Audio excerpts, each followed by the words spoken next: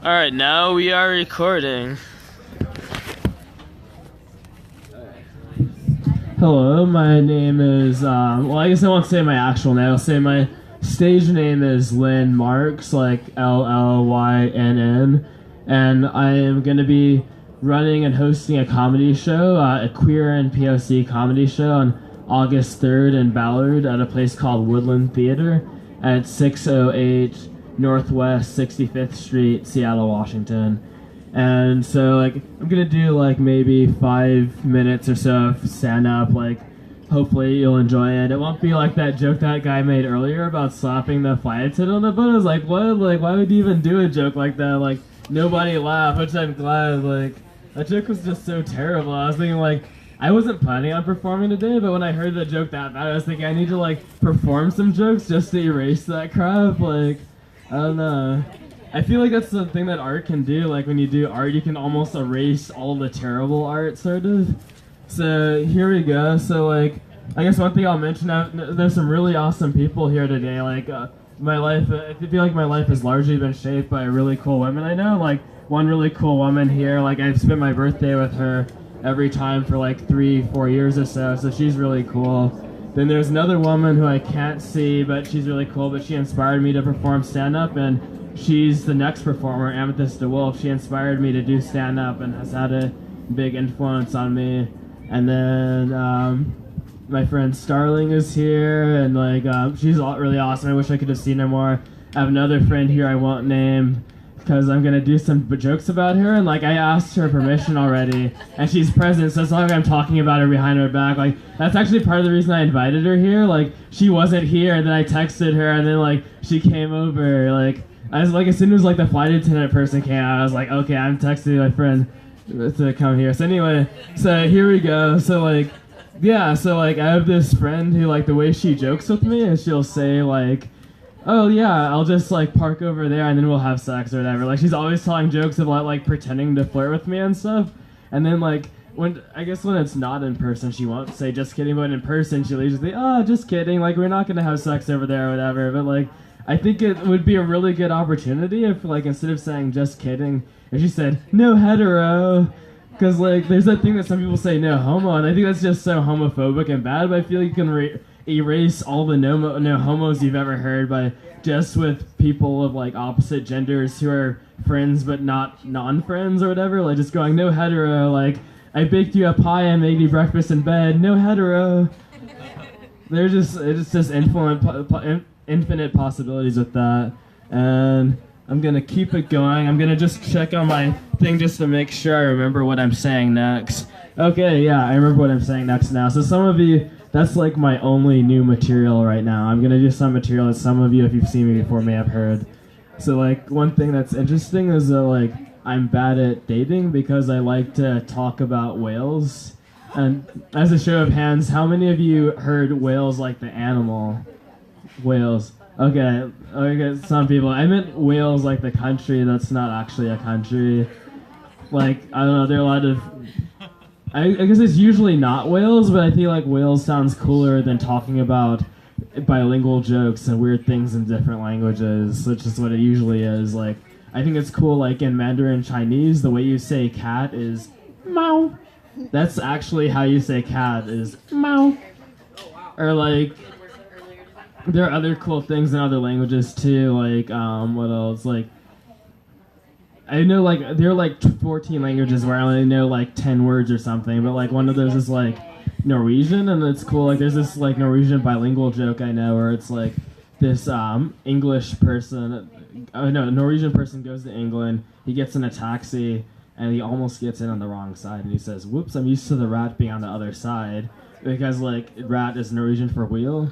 And then after that, like, the guy gets to his destination, and like the Norwegian guy says he can't pay, and like the driver's like, wait, why can't you pay the fare? And the Norwegian guy says, I can't pay because I'm black, and like black is the Norwegian word for broke. Which that is a terrible joke, but I'll continue. I guess it's terrible because it's not one that I wrote or whatever. But getting back to the whales thing, yeah, I end up talking about facts that people don't care about. Because, like, I spend most of my time reading about things nobody cares about. Like there's this spherical cow thing in physics, which like, yo, yeah, she, like, one of my favorite women, she knows about it. Spherical cow. I'll try to get to something that, even though I spend all my time reading about things nobody cares about, I'll try to get to something that somebody cares about.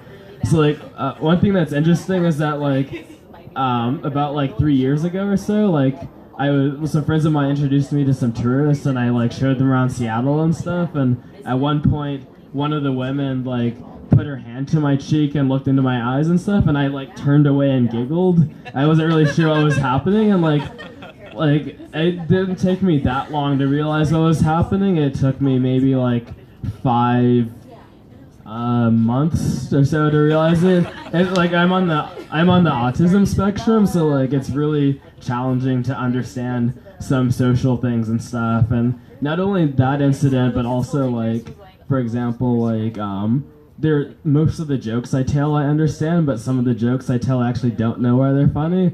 Like, when I meet somebody and I say that I do stand-up, they'll, like, I don't want them to ask me to tell them a joke, so I'll say, yeah, I do stand-up, I'm not funny off stage, and then they laugh, and I don't know why that joke is funny. I have no idea, because, like, the good thing is that they don't ask me to tell them a joke right afterwards, but the bad thing is that I wish I knew why that joke was funny. And, like, but I think all the rest of the jokes I'll be telling today are jokes that I do understand, so that's maybe a good thing, maybe not, I don't know. Maybe I should try harder to tell more jokes that I don't understand why they're funny. So, continuing on. Yeah, like, there's this interesting thing with being on the autism spectrum or whatever, where, like, there's, like, normally you have, like, a map in your head if you're neurotypical or whatever, where you understand what's happening in different situations, but it's, like, you don't necessarily know if you're in Chicago or Los Angeles or whatever. Like, when that girl, like, put her hand in my cheek and looked into my eyes, like, I just thought, this is weird. This is some sort of weird event happening. I wonder what this is. Like, then 5 months later, of course, it's like, oh, that makes so much sense now. And then, like, what else is there? I'm gonna go to my phone to, like, see what my next thing was. Like, my memory isn't perfect, really. Let's see.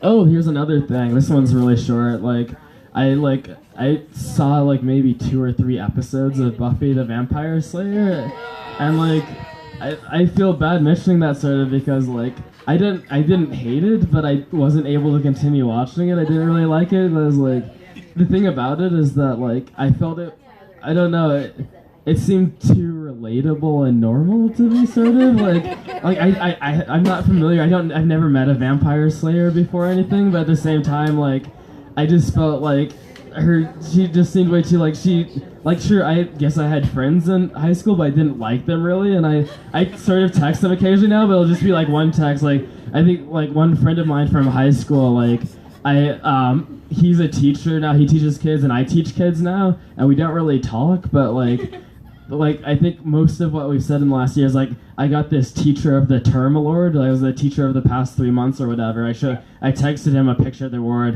and he said, fuck yeah, and then that's most of what we've said in the past 6 months. Like, they weren't terrible people, but I had nothing to relate with them on, and then, like, with Buffy, like, she has so many people that I feel like she sort of relates with or whatever. I was like, I can't watch this, like, which is weird too, because, like, for, like, any fiction is like that, but I feel like, I don't know, something, I haven't seen an episode in, like, 4 years or something, so I need to watch it again so I can remember why I thought it was too relatable to most people, but not me.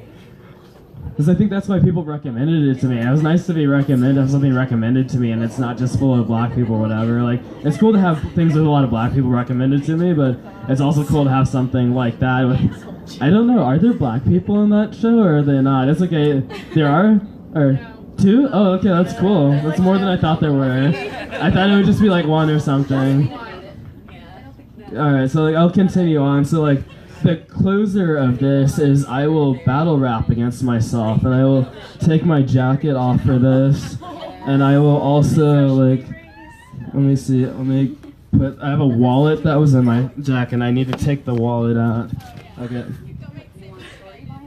Did you lose your wallet recently? Were you, because you were jello wrestling? Yeah, hopefully the recording can hear this. Somebody lost their earring because they were jello wrestling, it sounds like. But did you get it back though? Oh, it's terrible. there should be a way to like have a, I don't know, like, I wonder if that the stranger like lost and found thing still exists or whatever. I'm pretty sure there used to be like a lost and found column and or the classifieds or whatever. I don't know.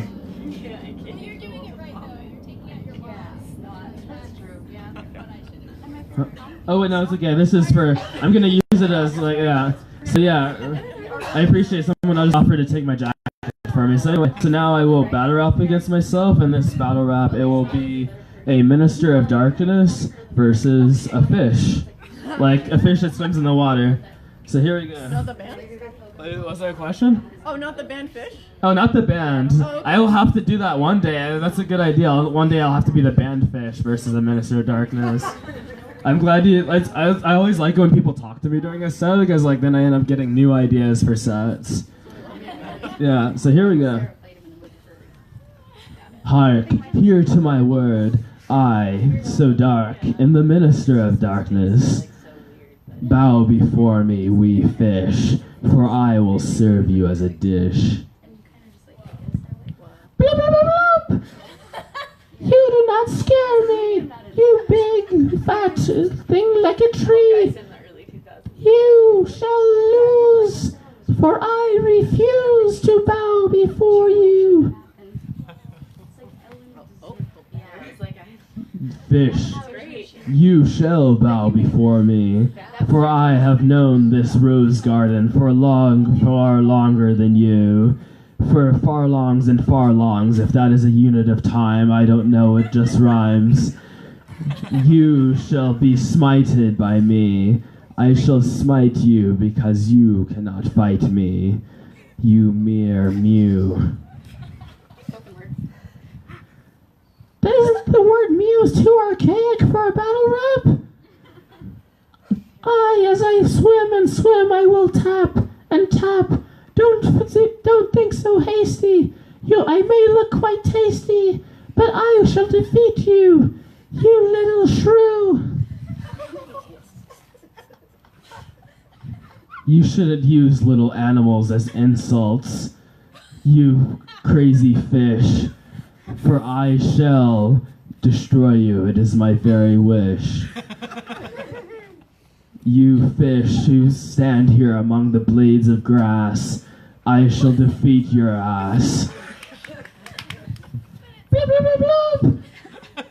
I will win, for I can feel it in my fin. You have no chance, for this is my dance, this is my song, and you do not have long.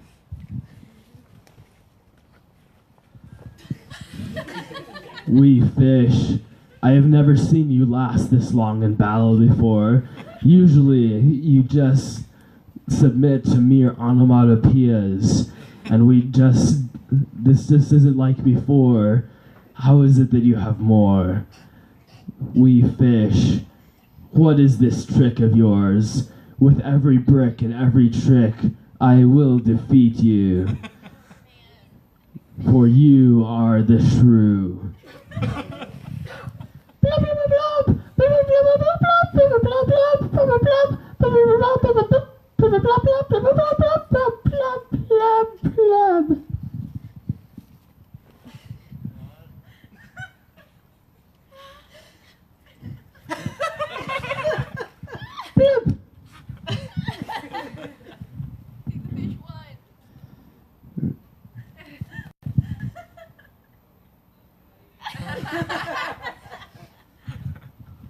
You do not have the repertoire. You're not even worthy of my boudoir. I shall leave, for your rapping made me dry heave. I shall hear no more of you, wee fish.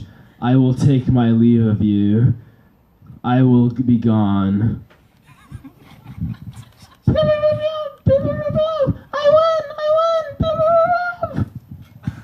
That was it.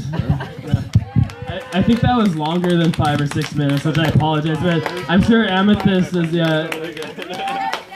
Can we get another round of applause for Michael Brown?